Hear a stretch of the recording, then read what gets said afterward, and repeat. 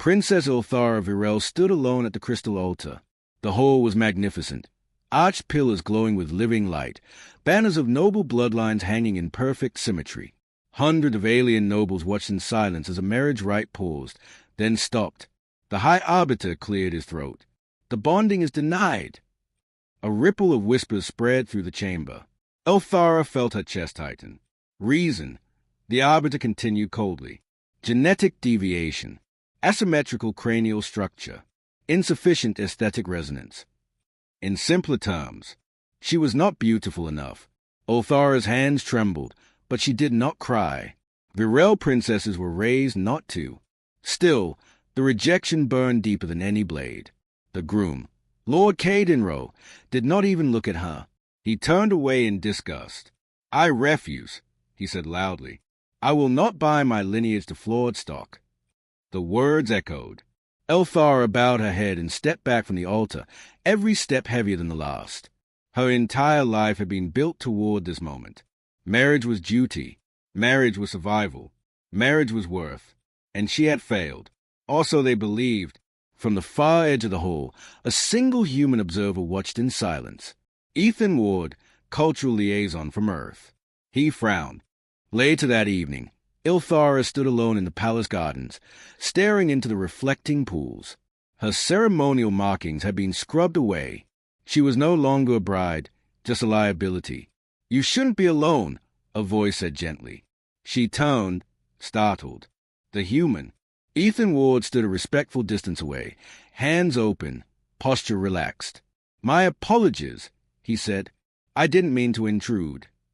"You may," Ilthara replied quietly. "There is nothing left to intrude upon." Ethan hesitated. "That ceremony, it was cruel." "It was tradition," she answered. "And tradition is never cruel in the eyes of those who benefit from it." He studied her face, not quickly, not judgment, ally.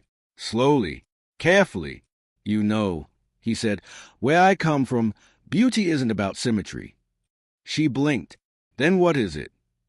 "Strength, kindness, endurance," he replied. "Things that last longer than bone structure." Ilthara laughed softly. "You humans are strange." "Yeah," he smiled. "But we tend to marry strange things too." She looked at him sharply. "You mock me."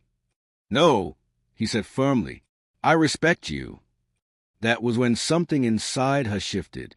For the first time, someone had seen her, not as a genetic score, not as a failed bride, but as herself. The council summoned Ilthara days later.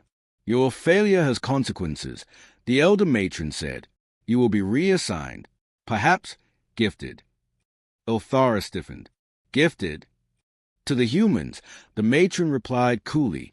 "They have expressed interest in cultural exchange." Ilthara understood immediately. She was being discarded. Ethan stood in the chamber, jaw clenched. "She is not an object," he said sharply. The council scoffed. "Then take responsibility for her." Silence followed. Ethan didn't hesitate. "I will," he said. Gasps filled the chamber. "You would bind yourself," the matron asked, "to a rejected alien female."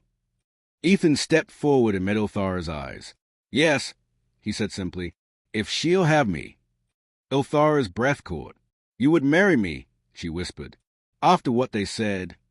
Ethan nodded, because of what they missed. Her world trembled. This was not duty. This was choice. "I accept," she said. The council erupted in outrage, but it was too late. Under interstellar law, mutual consent overruled caste. The bond was sealed. The human-alien wedding was simple. No crystal altar. No genetic scanners. Just vows. Ilthara stood beside Ethan, wearing human fabric woven with Virel light thread. When he looked at her, there was no judgment, only certainty. "You are beautiful," he said quietly. She believed him. When news spread, shockwaves followed.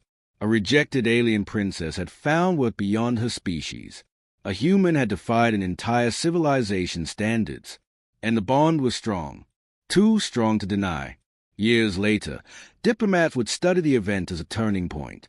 The day the galaxy learned. Humans do not marry perfection. They marry truth. And once they choose you, They will stand beside you, even if the universe says you are unworthy. HFY,